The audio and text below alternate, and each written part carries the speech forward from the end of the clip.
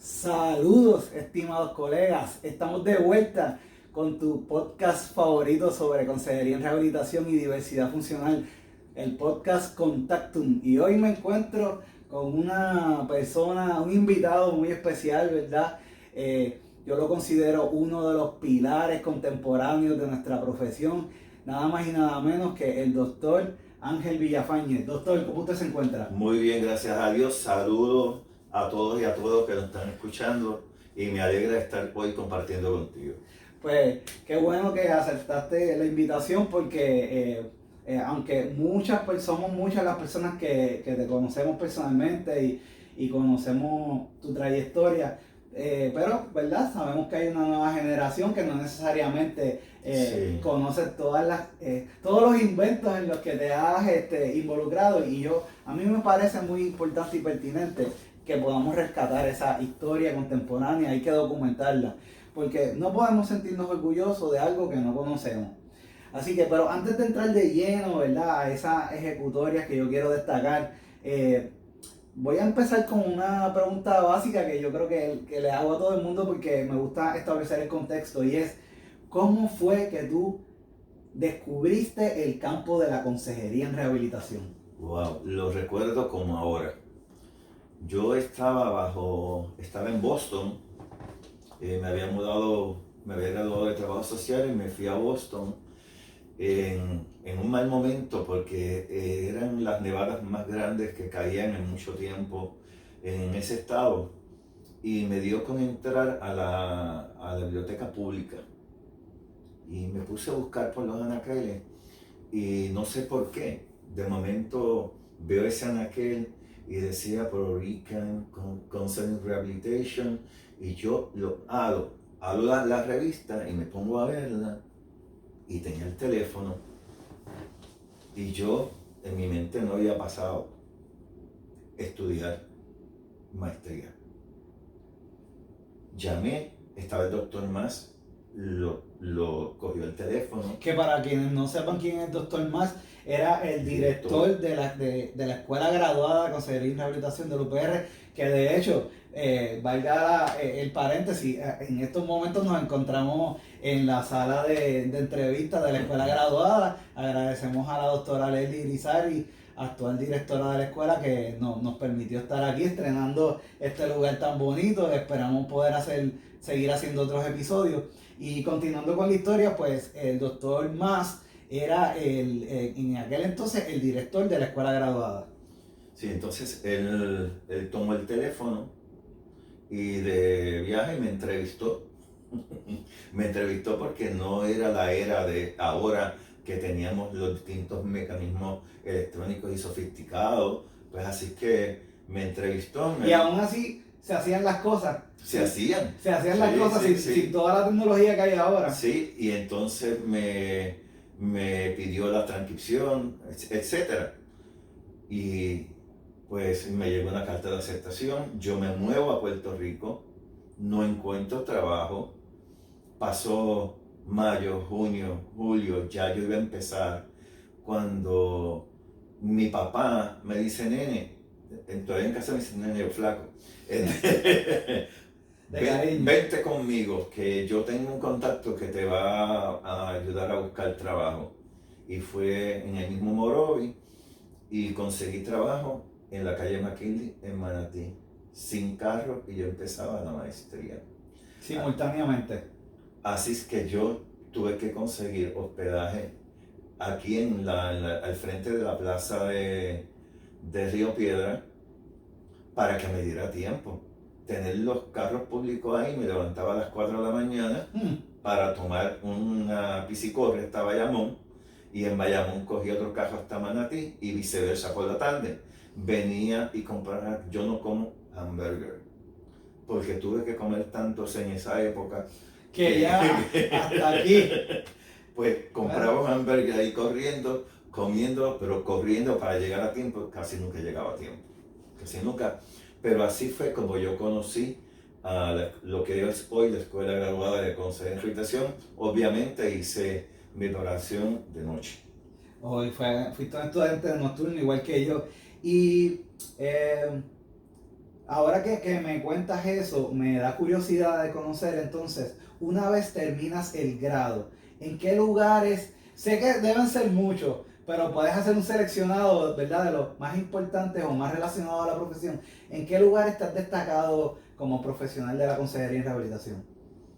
Bueno, en los 80, haciendo a grosso modo, trabajé en residenciales públicos, en la prevención de la criminalidad.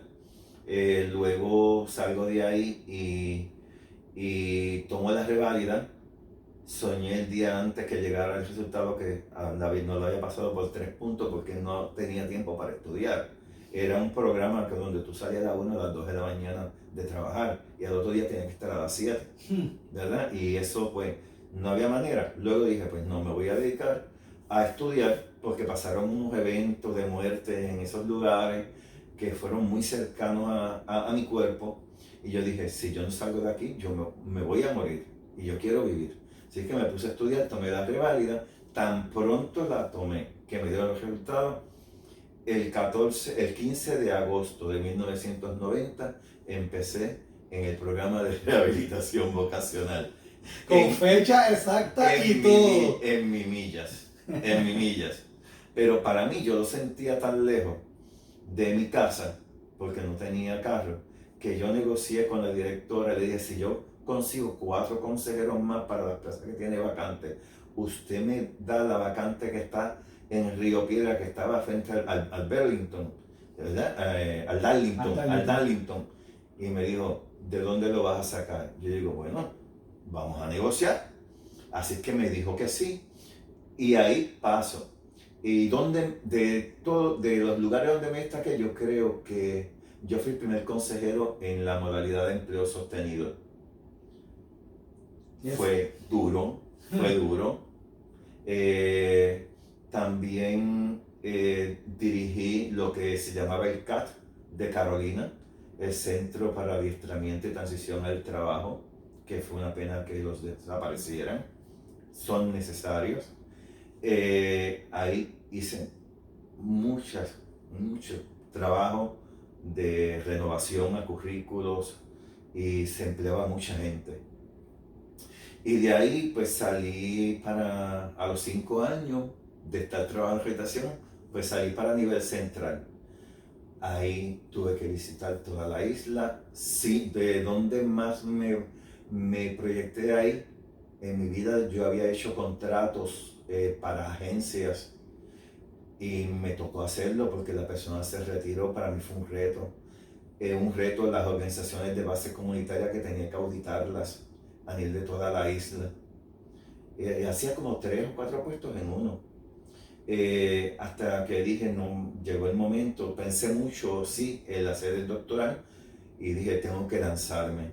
Y después de 12 años de pensarlo, lo empecé a hacer de noche. Tuve muchos contratiempos, pero lo logré. Y entonces, haciendo el doctoral, yo estaba en la asociación de consejeros en rehabilitación, lo que fue la asociación. Escuchaba hablar de que era un momento de dar un paso hacia la colegiación, pero yo veía que todo el mundo hablaba, pero como que no había nada. Sí hubo unos pininos, que creo que estuvo Rubén Bonilla, que ya está retirado, no me acuerdo la presidenta en aquel momento. De aquel entonces. Morales, de apellido Morales. Hicieron Fredegwinda Morales. Sí. Pero que parece que el proyecto nunca llegó, ¿verdad? A buen término. A buen término. Pero lo vamos a dejar ahí porque esa es mi próxima pregunta. Ok. Porque me interesa profundizar sobre unas iniciativas que han llevado a cabo. Y antes de pasar a esa pregunta, yo sé porque te conocí estando aún ahí. ¿Y cómo fue que llegaste a Decode? ¿Cómo llegué a Decode?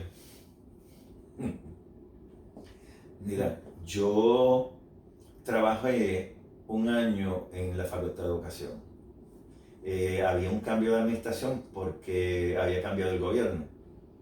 Entonces no podían comprometer un dinero para dejar un dinero aparte para la nueva administración que viniera, por tanto no me renuevan contrato. Entiendo. Me entrevistan en la escuela graduada y estuve 2 años aquí dando clase como profesor, ¿verdad?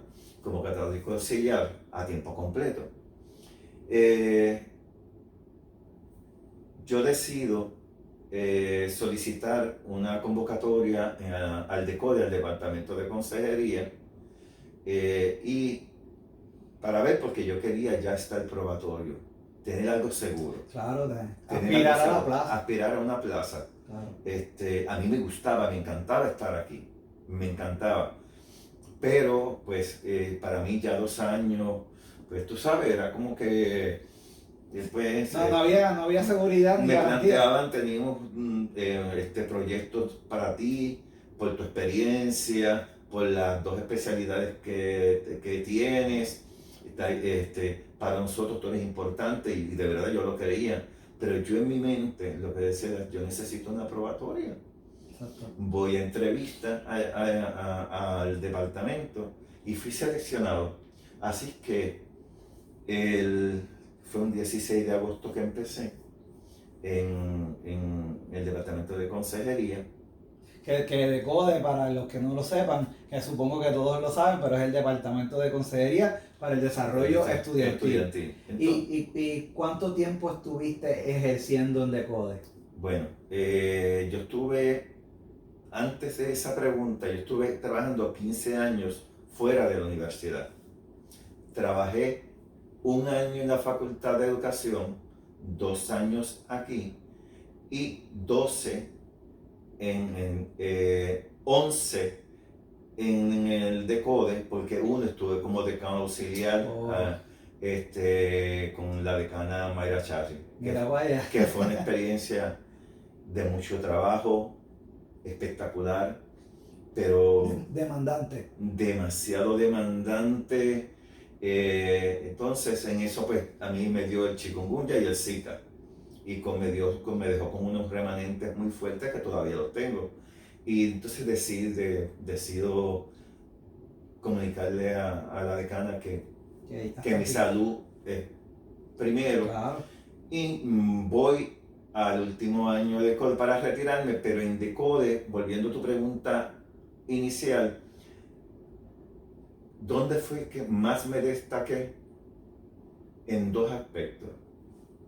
Haciendo investigación y publicando, y fui la primera persona desde la creación del Departamento de Consejería para el Desarrollo Estudiantil que creó y dirigió un proceso de consejería grupal, en este caso para víctimas impactadas, mujeres impactadas por la violencia de género.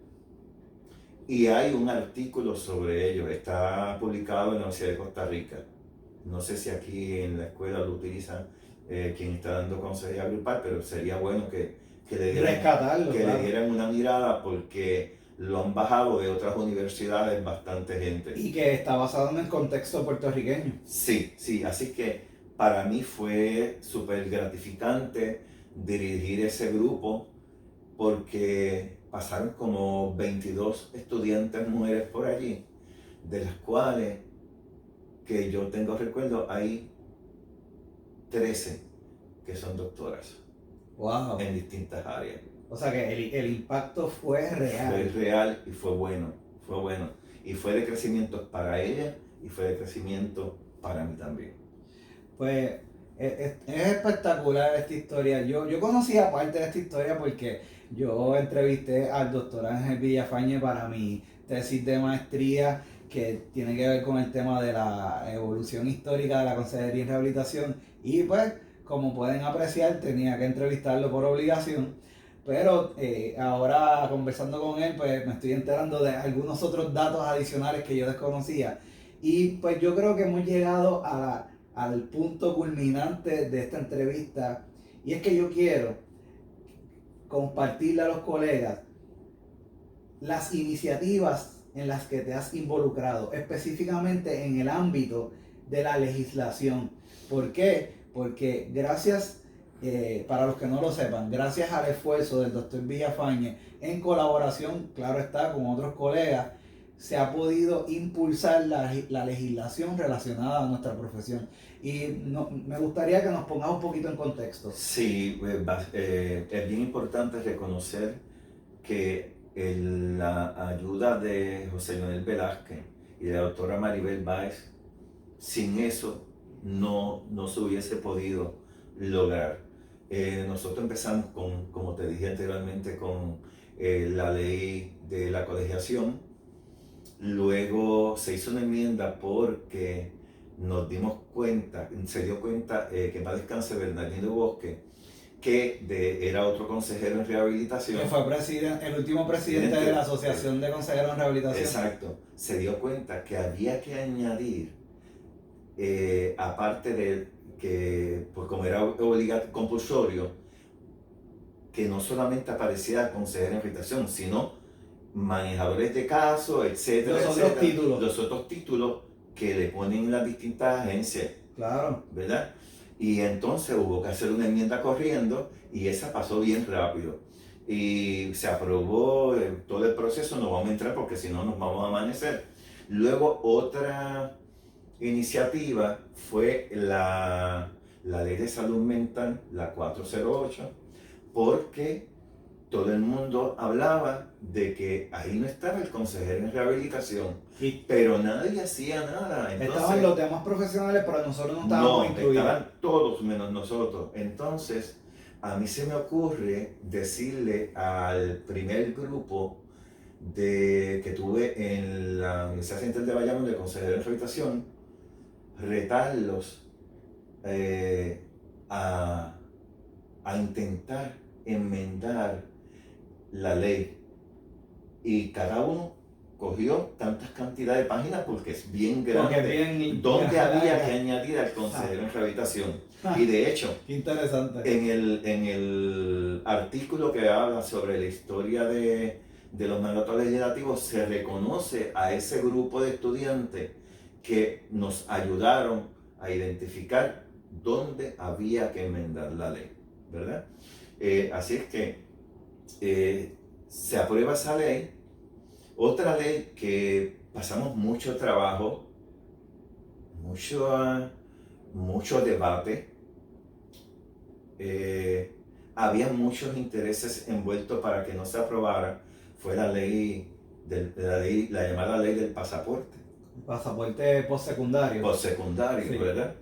Y hubo hasta colegas de otras profesiones que cabildearon en contra, pero ahí mi visión era particular, no era porque también no estábamos, sino que lo que yo visualizaba aquí en mi mente, y le decía a José Leonel, es que si nosotros logramos entrar en esta ley, abrimos la puerta a plazas en el área educativa. Esta es la ventana, y nos lanzamos y lo logramos con mucho esfuerzo. Porque fue cuesta arriba. Fue cuesta arriba, no puedo traer detalles que no debo, ¿verdad? Pero pero se puede entender. Sí. Hay otra ley que no recuerdo que también se enmendó, pero ahora estamos trabajando el proyecto del Senado 609, que es el que más rápido ha corrido en este cuatrienio. Se comenzó a trabajar en el cuatrienio pasado, pero al ver elecciones cambia, se detiene, cambia de número. ¿En qué consiste ese proyecto? Sí, ese proyecto tiene muchos elementos, pero los dos más importantes es que el estudiante de CORE, de Consejería en Rehabilitación, que ya tenga toda la fase teórica, toda la clase teórica, sin todavía tener el internado, pueda ir a tomar la reválida. Okay. Eso no implica que se le va a dar sin el internado. Esa reválida, si la aprueba, se queda allí hasta que tomen todos los requisitos, incluyendo el internado. lo que nos va a ayudar es a que el estudiante, una vez se gradúe, no tenga que esperar 2 meses, 3 meses, 6 meses. Sea inmediato. Exactamente. Vaya. Que sea inmediato y pueda entrar a la fuerza laboral. El otro punto es que es importante, y a mí siempre la palabra a mí se me olvida, es crear no un informe, una lista, no es lista, pero no recuerdo el nombre, una lista de los evaluadores vocacionales. Ah, sí, un registro. Un registro, gracias, un registro de los evaluadores vocacionales como una subespecialidad de la consejería en rehabilitación. Como lo tiene CRCC.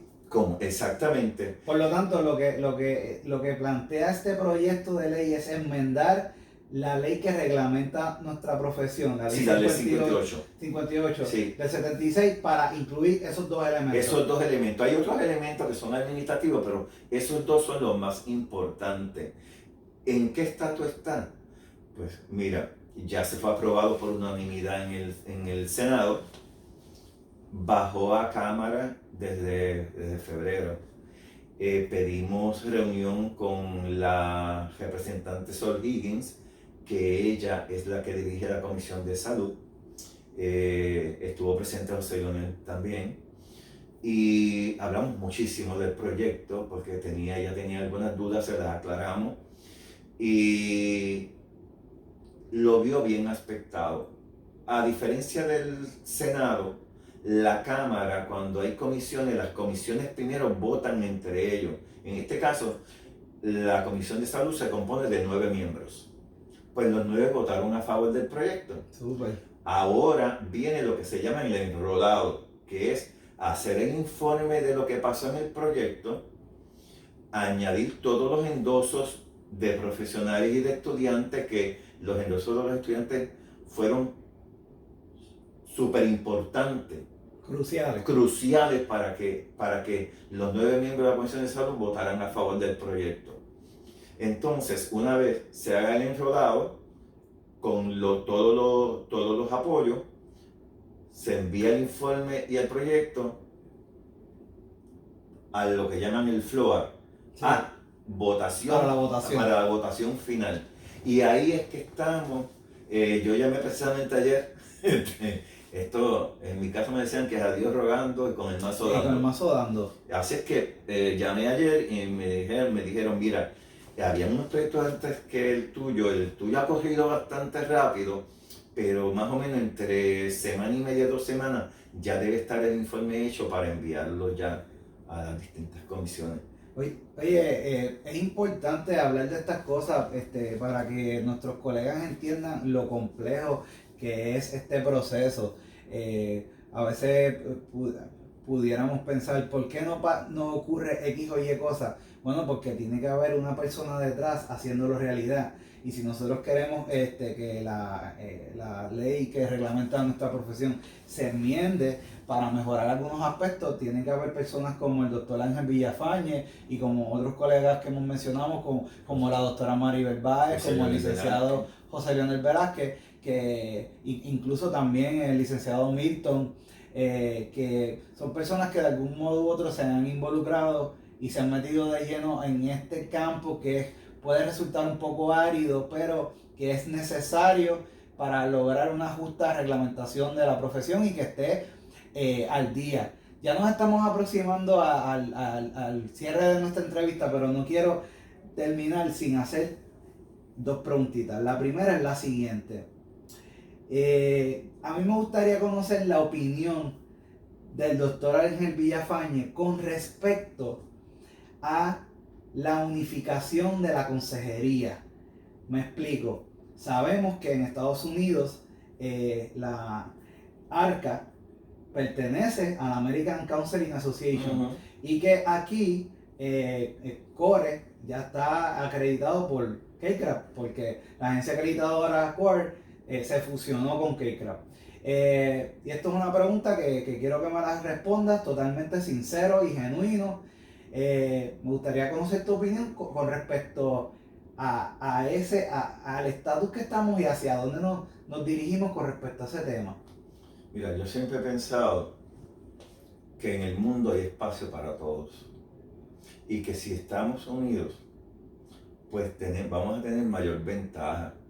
Bueno, una vez yo le dije a una persona, va a llegar el momento en que no van a haber escuelas graduadas, una por aquí, otra por allá, sino que van a haber estudiantes en una o dos escuelas graduadas tomando cursos de distintos ámbitos para poder tener mayor marcos teóricos, distintos marcos teóricos y poder contribuir más a la persona que están atendiendo. Esa es mi manera de que yo lo veo. Eso lo dije hace como 10 años. ¿Y lo sostienes todavía? Y lo sostengo todavía.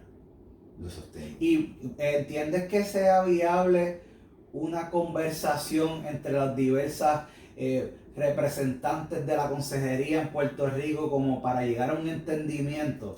Yo creo que sí, pero hay que iniciarlo. Hay que empezar a hacer el esfuerzo. Hay que dar el primer paso en esa dirección. Hay que dar dirección. el primer paso cuando uno quiere algo. Yo le dije el otro día a un estudiante de aquí, yo le dije, el primer paso que uno hace para cumplir una meta es soñarlo. Lo sueñas, lo estructuras, planificas cómo lo va a hacer y lo ejecutas para entonces tener el resultado. Si tú haces ese proceso, yo creo que sí, que se puede hacer, se puede lograr.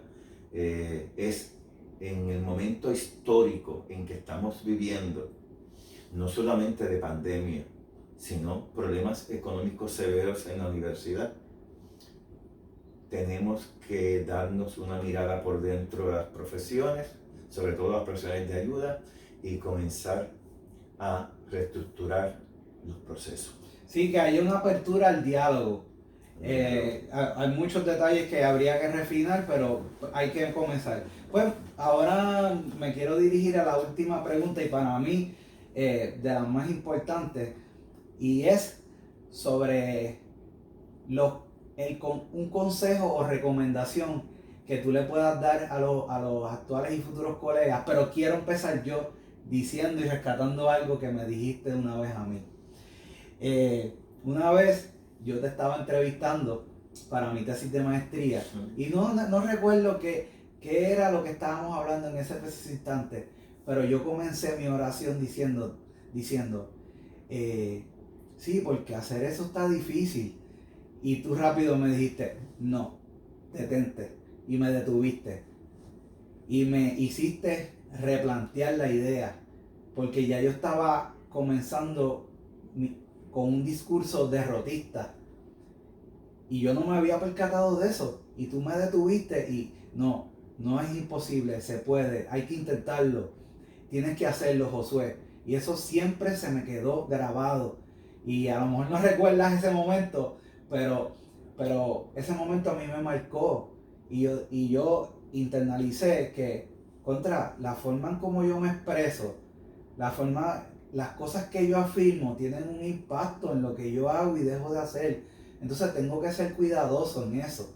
Así que quise comenzar rescatando ese consejo. ¿Qué consejo o recomendación le das a los actuales y futuros colegas? Algo bien básico, que es lo mismo que hice contigo y he hecho con otras personas.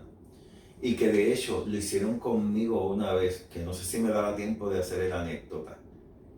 Rapidito, sí, tienen que ver. Mira, yo una vez queríamos montar una investigación sobre violencia de género y yo le dije al doctor José Serra, trabajo social, le digo, José, si la universidad no tiene dinero, y me dijo, Villafañe, no te autodescartes, vamos a intentarlos.